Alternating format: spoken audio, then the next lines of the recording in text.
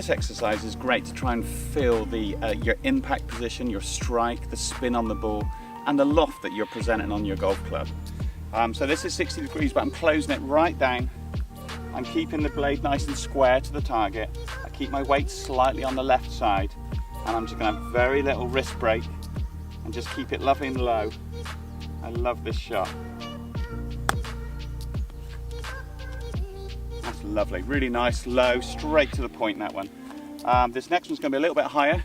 Obviously if there's obstacles in the way, or you've just got to throw it a little bit higher, you decide that you want your shot to stop a little bit quicker than that one, because that one rolled out a bit. I'm just going to open my shoulders and open my hips up just a little bit, and make sure all the time we're going to swing across that path, keeping the club face square to the target. So this one you'll see it'll be a little bit higher.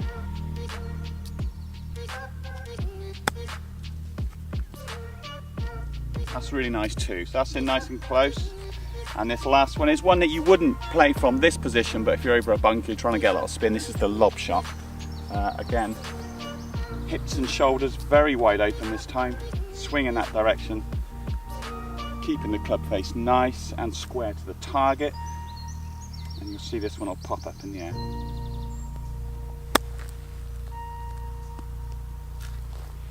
Perfect, really nice, checked all inside of 2 feet, which is what you want to try and work for when you're on the range here. But hit all those different shots, try and get used to playing every different loft, every different situation with that one club, and you'll become so confident with that club that when you get out there you can achieve any shot that you like and be confident about it. Okay, we're going to go on to some hard pack stuff now. For this one, just hard pack lie. This is just kind of gravel and a bit of sand maybe, but not much sand, just mainly gravel. There's no way of taking a divot really, or an effective one. And so what I would do is I'm chipping to, let's say I'm chipping to this one on the left here. I'm not sure whether you can see that, but all I'd be thinking is neutralizing the bounce completely by moving my hand slightly forward. I'm going to do the same approach. I'm just going to keep everything nice and not break the wrist too much, because as soon as I break that wrist, then we've got another factor to work into our chip shot. We're just going to try and keep the hands nice and neutral, almost like a putting stroke. But I'm going to try on this one, I'm going to eliminate the bounce, because if your hands are further back, it allows the bounce to come in. A bit like when you've got a bunker shot and you're trying to use the bounce, sometimes you like the club face being a little bit further forward, because you've got that little bit of bounce on the bottom there to just boof it underneath and skid it underneath the ball. In this instance, we don't want any skidding.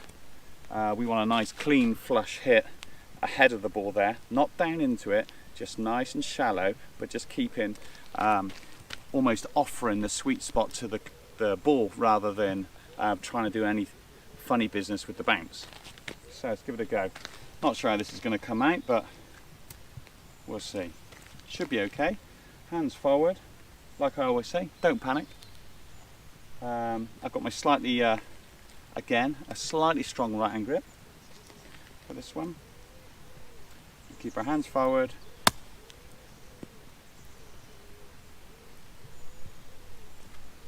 That's pretty good. I mean, there was no, I took a very tiny little chunk out of the divot there, and balls run up to kind of a few feet. So it's all about, again, not panicking, not doing anything stupid. Don't just get over there and try and put some crazy swing on it because you think it's in a hard pack lie.